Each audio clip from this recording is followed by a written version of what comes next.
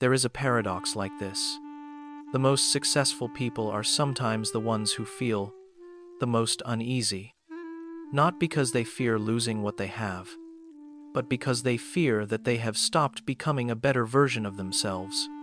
Why is it that some people are able to maintain a fresh source of energy, ready to abandon old patterns and relearn from scratch, while the majority chooses to freeze in place? Let's decode the psychology of those who are constantly striving to grow.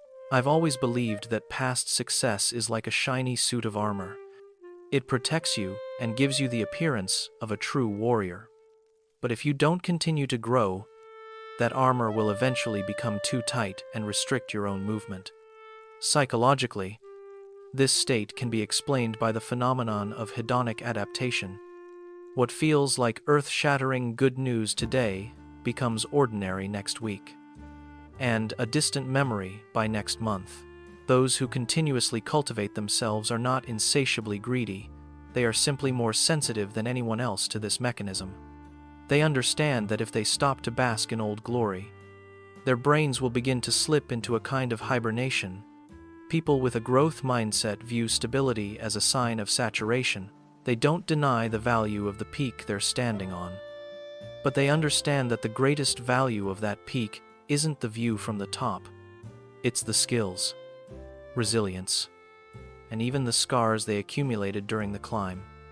And after standing there long enough, they begin to feel an inner itch when they see other peaks, higher, more obscure, on the horizon. To me, this inner itch is the alarm bell of souls that refuse to surrender to aging. Those with a growth mindset choose to listen to that bell instead of hitting the pause button and falling back asleep in their comfort zone. They understand a harsh truth of reality. Anything that stops growing has already begun to fossilize. There is no true state of stagnation. If you're not actively moving forward, you're quietly being pushed backward by the current of time. Many people will judge them, saying, "Why can't you just be content? Why make life harder for yourself with new goals?" The truth is, for them, the most wonderful feeling isn't holding the trophy. It's the moment they realize they've understood a new principle, or broken through an old psychological barrier within themselves. When you stop learning, you begin to age within your own thinking. You start reminiscing about things from 10 years ago with a deep nostalgia, as if that was the best part of your life's movie. But someone with a growth mindset talks about what they started learning this very morning with eyes full of excitement. They don't live on memories, they live on potential. Are you using past success as a launchpad, or turning it into a glass cage to display yourself? That cage may be luxurious and admired by many, but it lacks the oxygen of change. Those who choose a growth mindset are willing to step outside, to accept the awkwardness of being a beginner, just to breathe the air of genuine growth. I firmly believe this. A soul in motion never grows old. Their age isn't measured by the number of years they've lived, but by the number of versions they've dared to become in a single lifetime.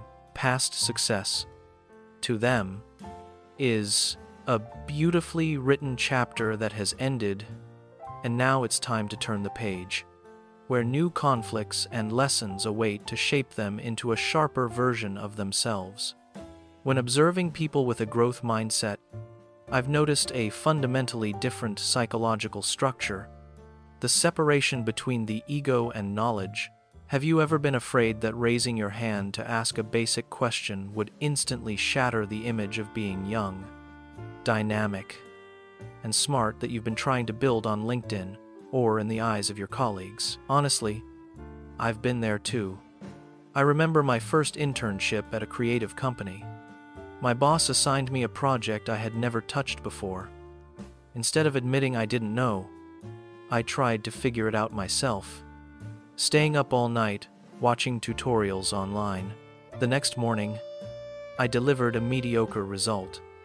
And worse, I missed the opportunity to receive valuable insider tips that only experienced people could offer. That was when I realized I had already lost before I even began, simply because I put my ego above my opportunity to grow. The people with a growth mindset that I've met possess a quality I deeply admire: the ability to empty themselves. To them, knowledge is like an operating system. If it's outdated and slow, deleting it and installing a new version is the smartest move you can make. Why do some people advance at an astonishing speed while others remain stuck despite working just as hard? The answer lies in the act of putting the ego in your pocket. When you dare to admit your clumsiness, you open the door to guidance and help from those who are better than you. The highest value of someone with a growth mindset is their ability to self-restructure. They don't wait for the world to force them to change. They proactively disrupt their own system to avoid ever falling into stagnation. In a world where knowledge becomes obsolete faster than ever, keeping your cup empty is a form of soft power. People with a growth mindset don't just upgrade their brains, they upgrade the way they show up in life. For them, becoming better than yesterday isn't a slogan on a company wall. It's a quiet promise they keep with themselves in every small action. They don't need to be motivational speakers. The way they choose a tie that matches their mood, or smile calmly in the face of a minor hardship, is already a powerful speech about the strength of a growth mindset. I often wonder what would happen if all of us treated our lives as works of art that need daily refinement. Perhaps then the world would have less envy and stagnation. We'd be too busy sharpening ourselves to waste time judging others. And that, to me, is the pinnacle of a meaningful life. When your presence, even in the most ordinary moments, makes the world a little more beautiful and alive than it was yesterday. In everyday conversations, instead of using freezing statements like, "I already know," or "that's just how it is," they tend to ask open-ended questions. "Why do you think that?" Or, "Is there another perspective?" I believe a person's value in society is shaped by the quality of the questions they ask, not the number of answers they possess. They know how to sincerely celebrate others' success. To them, your success is positive fuel for learning. That's why being around them makes me feel full and motivated to grow, rather than small or envious. Most of us wait for major milestones, like a promotion, buying a house, or traveling far, to allow ourselves to feel happy. But those who continuously cultivate themselves find dopamine in micro-progress. They're happy when they brew a better cup of tea than yesterday, when they learn a new word, or even when they manage to stay calm during a minor traffic incident. To me, the joy of growth is the most sustainable kind of joy, because it doesn't depend on external circumstances. It depends on your sensitivity to your own progress. Why are these people so trusted and respected? Not because they're perfect, but because they're honest about their process. They dare to talk about the flaws they're working on and admit the bad habits they're trying to overcome. I truly believe that once you begin the journey of becoming better than yesterday, everyday life will no longer feel like a series of repetitive tasks. Each morning becomes an opportunity to refresh your personal blueprint, using gentler words with loved ones, organizing your desk more neatly, or even daring to try a dish you once rejected. If one day we achieve everything we want and know everything there is to know, what happens next? When I look deeply into the psychology of those with a growth mindset, it seems they've abandoned the idea of a final destination. To them, life isn't a chess game of winning and losing, nor a marathon to break the ribbon at the end. When you look at a finished statue, you admire it, but you know it will stand still forever. But when you look at a block of stone being carefully chiseled by an artist, what do you see? You see life, expectation, and a future in constant motion. The game of self-development is a solo game. You don't need to outrun anyone. The only opponent, the only mirror you need to face, is who you were when you woke up yesterday morning. Have you ever met someone who seems a little newer each time you see them?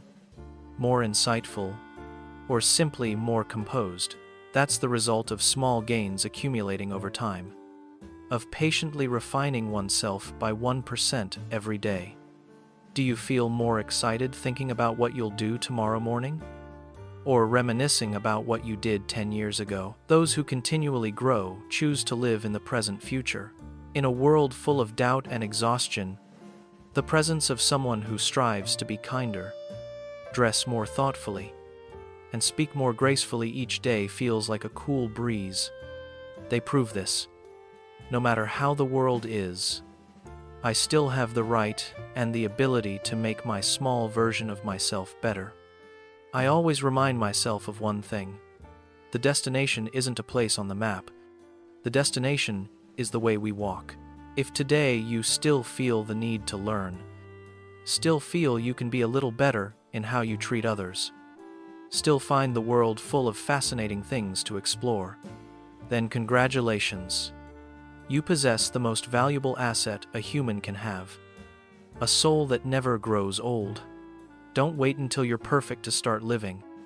Live right in the process of becoming, because in the end, our true value doesn't lie in what we have, but in how relentlessly we've tried to become a better, kinder, and more vibrant version of ourselves, day by day, hour by hour, until our final breath.